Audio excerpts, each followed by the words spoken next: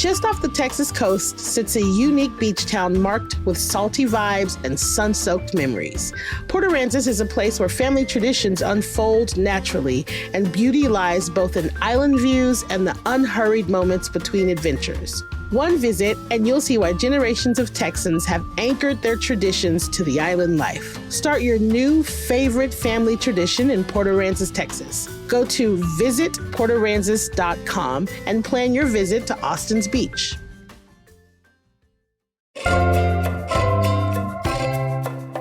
Today on CityCast Austin, it's spring break for school kids and also for Austin City Council. But right before they took off, Council made some big moves. So I'm here with Amy Stansberry of the Austin Common to talk about them. We're going to get into art, budget asteroids, and the Council's new Site Plan Light program.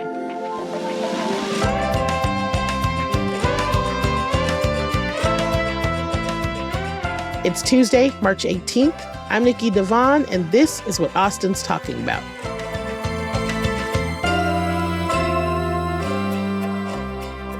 Hello, I am here with Amy Stansberry, editor-in-chief of the Austin Common. So City Council is on a little spring break, but how would you grade their first semester as a new group so far? They've been doing okay. Yeah, they're trying to, I think, find their groove. I was talking with one of the new council members, Mark Duchin, who represents District 10 recently, and he was saying, yeah, he feels like it's just he learns 1,000 new things every day, especially the new council members. He was like, it's a crazy amount of work to try and learn how the city works. He said he's jealous of his more seasoned colleagues that just get to focus on the day-to-day. So it's a steep learning curve, but it seems like the new folks are excited to jump into it. Nice. Okay. Now, before their break, one thing that council passed is being called the Site Plan Light. Tell us what that is.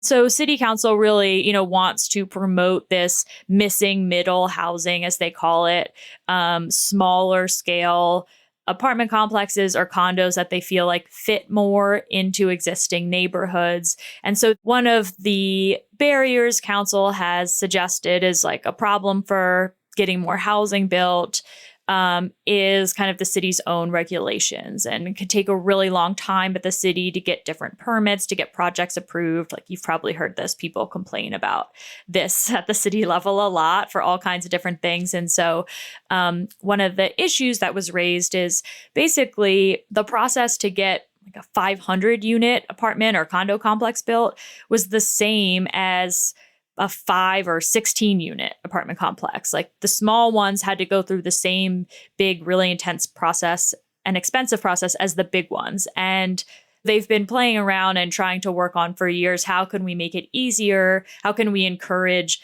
these sized units to make their way onto the market? Because Austin historically doesn't have a lot of these missing middle housing units. And so that's where this Site Plan Light comes into play. So basically the large apartment complexes have to get what's called a site plan, which is this big, long process for approval. And so this is Site Plan Light. It's meant to be a little less, a little easier for them to go through the process. Already, kind of a part one was done maybe a year or so ago, which made 3 to 4 unit complex go faster. But then we had this 5 to 16 units that they hadn't done anything with yet. So that's what this is addressing. It's making these 5 to 16 unit projects go through the approval process a bit faster. I feel like every time something happens in City Hall, maybe not every time, but oftentimes I'm like, why didn't they do that sooner? Yeah, I think one of the barriers or concerns with this has always been, as with many of these city things, it's like there's a reason we have some of these regulations, right? So it's trying to strike that balance of, especially with housing, a big issue is always flooding. So when you're going to build a new unit or a new property, an engineer has to take a look at it. And localized flooding is a big concern here in Austin, something that neighbors raise a lot of concerns about. You don't want some project to be built next door to you that then creates flooding on your property. And so that's been, I think, some more of the push and pull, and where there's been a lot of conversation is trying to figure out a balance or make sure, like, how can we get things through this process faster, but also make sure that we're not just running over these regulations and not paying attention to potential localized flooding. So when these new site plan lights were presented back to City Council, the head of the Watershed Protection Department was there, or staffers, to kind of walk through some ways that they felt like the Watershed Protection Department kind of still was presenting like they think this will work. Because that was concerns that council members were raising, is wanting to balance trying to figure out a way to protect that flooding issue, but get these projects, make them a little less burdensome. Okay, so we're going right into flooding. That's awesome. Yeah. So, everyone listening, we know that Central Texas is pretty prone to flash flooding, and Austin is trying to address the rising costs of home insurance through the Home Resilience Program. So can you explain this pilot program to us and tell us who is it going to be benefiting? Yeah, so this pilot flood insurance program is coming from really being led by Mayor Pro Tem, council member from District 2, Vanessa Fuentes' office. District 2 is in Southeast Austin. This is an area of town that has really had a lot of these floodings.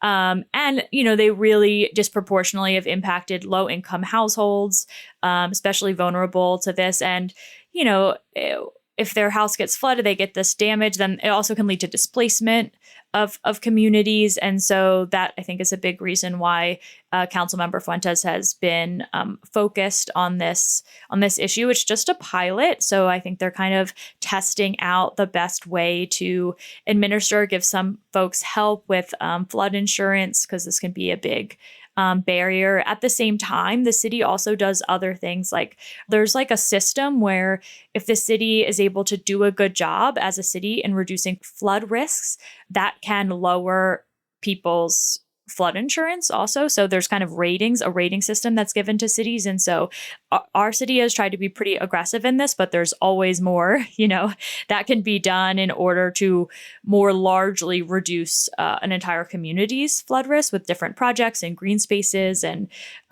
engineering kind of work. But this one is more targeted at, more individual homeowners, because of this, more person-to-person issue of like, okay, I have to pay, I have to cover this insurance or deal with the impact of after a flood happens, trying to meet your deductibles and all these kind of issues. And that's what this pilot program is going to investigate a bit further. What's the best way to do that to try and keep people in their homes and in their neighborhoods?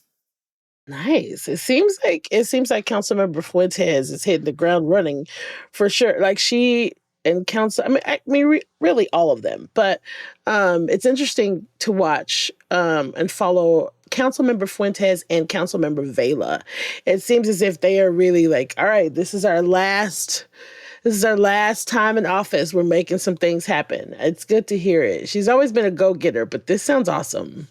Yeah, I think with experience, you can sort of see this, right? Once the council members have had a few years in office, they know how things work. They've met with the communities. They have their priorities, and they're able to really push things through a little easier. So it helps sometimes to have this experience. It takes a long time. I hear from council members often that, your first year in office, you can still be effective and obviously like work for things for your constituents. It takes a year to learn how these things really work, even the ones that have a lot of community experience say it's different when you're actually sitting there on the dais and you have to manage an office and there's just much new stuff coming at you all at once. Yeah, it's a lot. It's a lot for sure.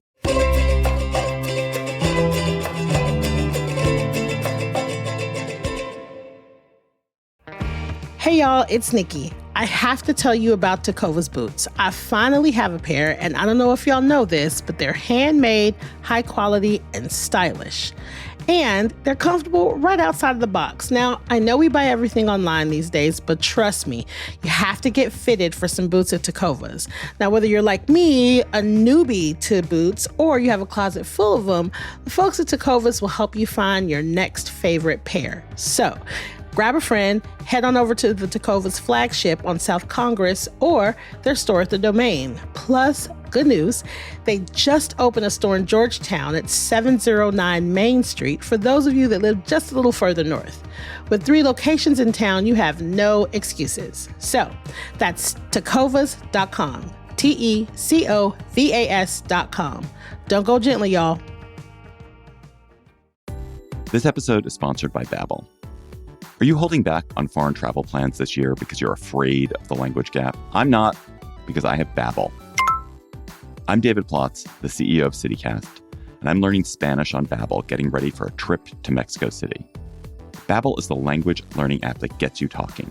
Babbel's quick 10-minute lessons, handcrafted by over 200 language experts, get you to begin speaking your new language in 3 weeks or at whatever pace you choose. Babbel's tips and tools are inspired by the real-life stuff you actually need when communicating. With a focus on conversation, you'll be ready to talk wherever you go. Babbel has given me great lessons on getting directions, ordering in a restaurant, and making plans.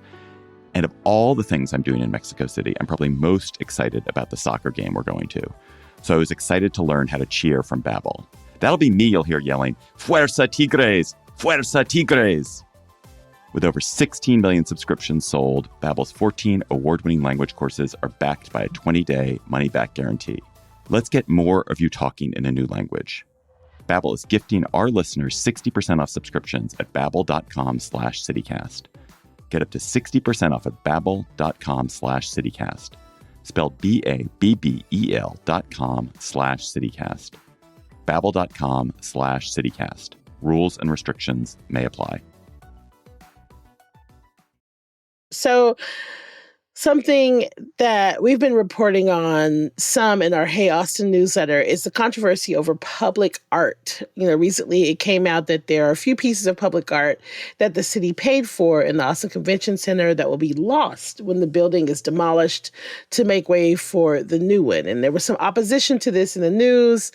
And I understand now that the city is revisiting their use of art in public spaces. And this also seems like another one of those things where every year or two, some big thing comes up, or like some mural was destroyed by accident, or someone has screwed up some sort of beautiful art in public space.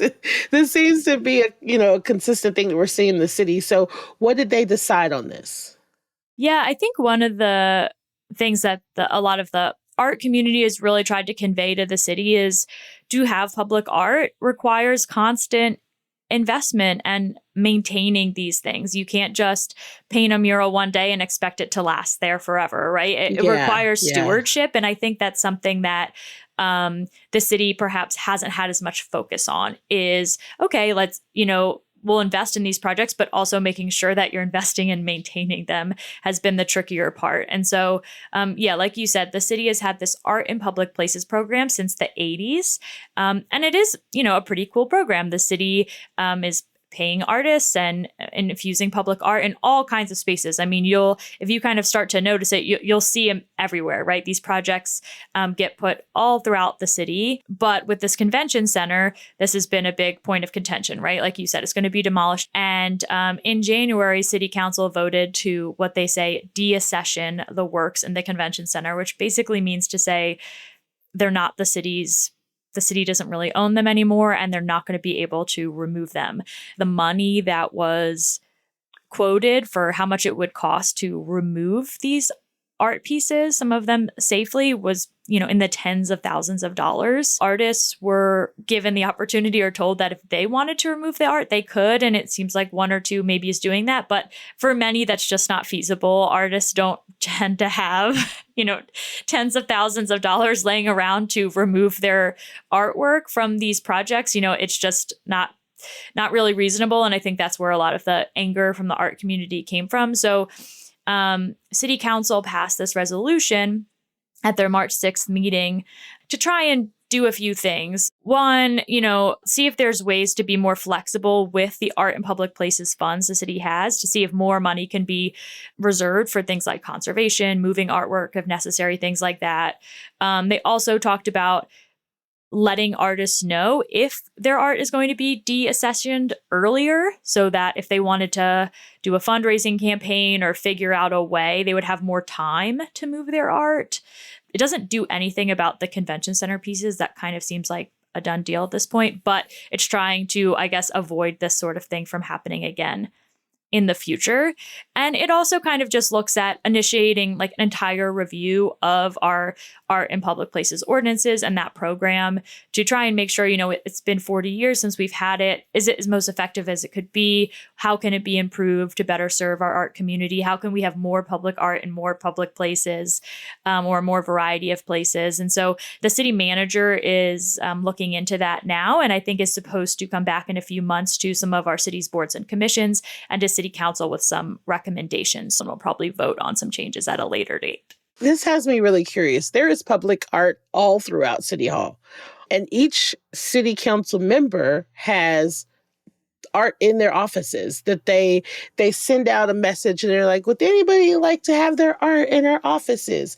And so City Hall is covered in art that they have invited people to hang. Well, City Hall is cool because actually they call it the People's Gallery. The People's Gallery. Yes. Yeah. Yeah, I love it. So every other year, all of that artwork is refreshed and a new round of art goes into City Hall, and they have a big gallery reception and artists can submit their work to be included. It's like probably 100 pieces. I mean, it's all over the city. It's cool when you visit council members. Their offices are filled with gorgeous art. Right. And so there is a process. There's a process to it. There's a whole process. Each city council member is responsible for making sure they know whose art is whose, how to get that art back to them, or at least how to contact people so they can pick up their art. Maybe if they have someone came and picked up art from Councilmember Harper Madison's office once because they were like, hey, somebody wants to buy this, so I need to come get this back. I need to come get my art back. And it was a huge floor-to-ceiling painting. It was very creepy, of some hands. It was beautiful, but it was a huge painting. And they were just like, hey, yeah, I need my stuff back because I need to sell it or it's going to be sold. And so I'm so curious why they have not figured. This is just another thing. I'm curious why they haven't figured this out before now. It's like you have art at City Hall. You have a whole system of keeping checks and balances and making sure that art gets back to the appropriate artists. And so why haven't you done that on a larger scale to figure out are you paying these artists to do the art in public spaces off top so they know I was paid and commissioned for this, and so now this is out into the world? Is there a way to pay them more so they this is commissioned and it's no longer mine? And so maybe that takes away some of the pressure of trying to get it back to them.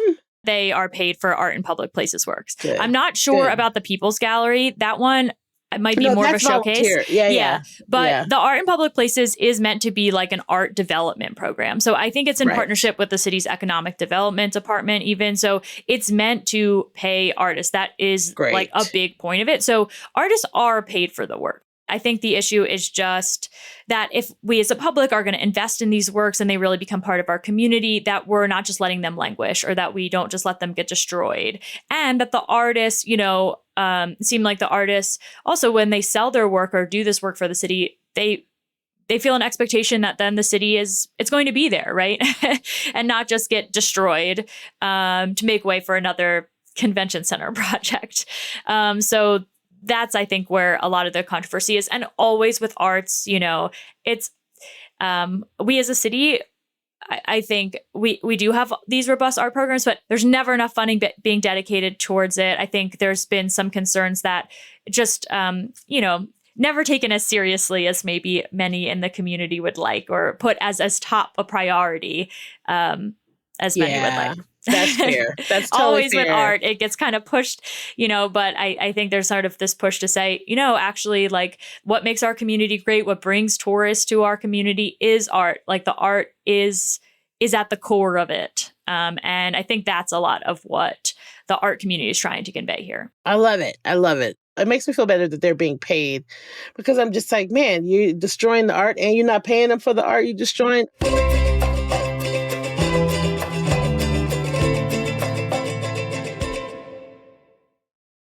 A total switching of gears.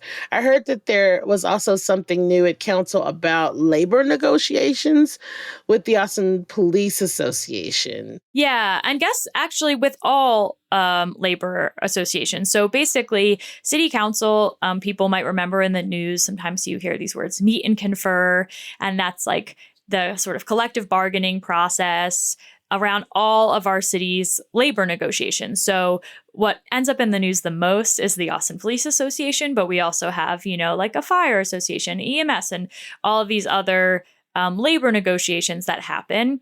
Our city's kind of stated process for that is that they be done pretty publicly.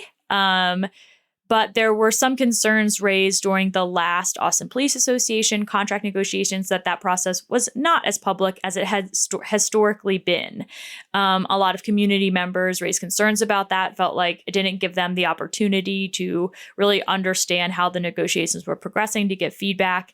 And so with this resolution that was brought forth, the idea is just kind of council kind of reaffirm the fact that they want these negotiations to be public, and that if in the future city staff feels like there are certain aspects that they don't want to be as public, they have to come back to city council and ask for city council's permission to do that. And city council would have to vote on basically a waiver to allow them to conduct more of that behind the scenes. Yeah, that's smart. Do you know anything about this Kurt Watson's mention of a budget asteroid? I have no idea what it means, but I do want to know what it means. Yeah, I feel like this is something that the city's been talking about for a while, this kind of warning of future budgets to come. Yeah. But a lot of it goes back to actions by the state government. And so over the years, the state, here locally, we're able to pass our own budget. City council passes a budget every August. But the state has been increasingly passing more and more restrictions over what that budget can look like. So it used to be that the state we had an 8% cap on how much additional revenue the city could bring in each year from property taxes. That got lowered to 3% a few years ago. And Austin city leaders were furious about that, saying that's really barely above inflation, 3%. And so that they were really raised a lot of concerns that already is going to start hurting our ability. And the way these caps work is you can go over that 3% cap if you take it to voters. So then voters would have to approve the new budget. That's something we have not done in my memory, not recently. City council usually tries to avoid going over these caps. We do vote for things like bonds, which is different. That's like a capital project or something like that. This would be literally just voting on that year's budget because it would be higher than that cap. That sounds like a nightmare. Yes, it is. It already is a nightmare. But so cities really try to avoid it because it's kind of a big deal to do that. They can be difficult elections to win. It's different than a bond where you're like, here, pay extra taxes to build this beautiful new park or this project. It's way more difficult to convince voters to say, oh, we want to tax you more just to do the regular business of running the city, right? It's less appealing. And so there's talk at the legislature again this session. I've heard talk about lowering that cap even lower than 3%. That is kind of one of these budget asteroids that the mayor is talking about, and is something that I know city staff, the city manager's office, and council is watching super, super closely. I'm sure, especially given the mayor's history and past, that he is talking to people at the legislature about this. He used to be a legislator himself. This is a concern. The city, it just really continues to restrict the city's flexibility in adjusting to different budget environments. Jeez. God. 3% sounds low. 3% is low. I can't imagine going lower than 3%. How is the city supposed to operate? Yeah. And, you know, and that's on top of there are other restrictions also the city has on our budget. So I know we have talked about this before, but there's also mandated by the state. The city is not able to really ever lower our police department's budget. Oh, that's right. That's right. Right. So you have these like conflicting restraints, right? So you have it like, oh, you can't lower your police department's budget, but you also really can't raise bring in too much additional money. So that kind of necessitates that the cuts are not going to come from the police department.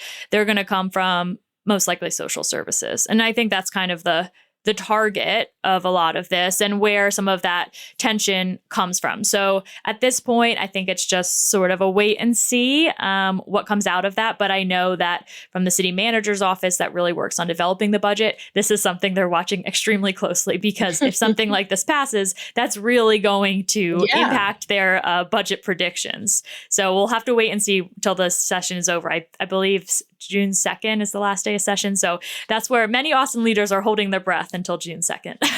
Oh, God.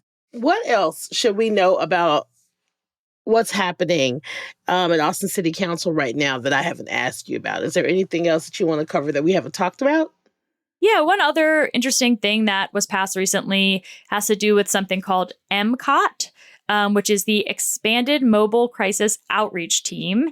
And basically, it's a super innovative, interesting program we have here in Austin that provides like mental health response programs with our city's first responders. I think there's like a diverse group of different practitioners that are part of this expanded mobile crisis outreach team. You know, you have like EMS, you have mental health folks that if someone calls 911 or if 911 receives a call from someone where it seems like maybe they don't need a police response here, but it seems like they're having a mental health crisis. What's a better way we can serve them than just sending a police officer over? And so they're able to provide more services, try and divert people from jail or from the emergency room, do a lot of work with our homeless community. But we haven't had the funding available in order to fund them to operate like 24/7. So the city council just voted to appropriate more funds so that now that MCOT unit can hire some more people and operate on a 24/7 basis, which means that they'd be available to the community all the time. I think they're going to add in a few new call center takers and then in the field practitioners as well. So people might remember starting a few years ago in Austin, when you call 911, you are now asked, would you like police, fire, EMS, or mental health? And so that's now an option. And so they're kind of growing out that program. So that's an exciting development. That's one that that MCOT team seems to be pretty well respected. And people like it in the community. The police department likes it. The EMS likes it. It seems like it does a lot of good work trying to serve people in the best way possible. And so now it'll be able to operate 24/7, which is a big deal. That's great. That's really, really, really good news. I'd love to hear it. And so, yeah, that's kind of what they've been focused on. Other fun things I always like to mention in case people don't know, in case you want to stop by a council meeting, but every council meeting they have a musician. You can always tune in and watch. They also do a lot of fun proclamations. They name something so-and-so day. So, and people get little plaques. I think the last organization that was honored at the March 6th meeting was We Can Now, which is a social service organization. We Can Now. Yeah, help people experiencing homelessness. So March 6th was officially We Can Now Day in Austin. So they have some of that fun stuff at council meetings too. It's not all policy. The music is my favorite part. It's my favorite part. There's something really special about getting to see all of these different Austin musicians that come. They play maybe one song, maybe two. They get paid to do it. It was the thing that I looked forward to the most on council days, for sure. Yeah, it's special. Yeah, it really is. And you see everything. You see every kind of music. So, musicians, if you're hearing this, get on the city council circuit. Yeah, you get like $200 for a song, maybe two songs. I mean, like, I'm just saying. Yeah, and you get a little exposure. Yeah, it's not a bad deal. Amy, thank you so much for being here with me and just running down the council stuff. I keep saying it. I'm gonna say it again. You make it so easy. It and so like palatable. I would rather hear you explain it and like lay it all out than try to understand it on my own. It's just easier. I appreciate you for being here. Happy to do it.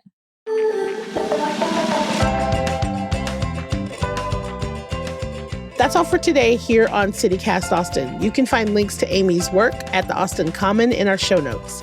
If you enjoyed the show, why not tell a friend, rate the show, leave us a review, and subscribe to our Hey Austin newsletter. We'll be back tomorrow morning with more news from around the city. Bye, y'all.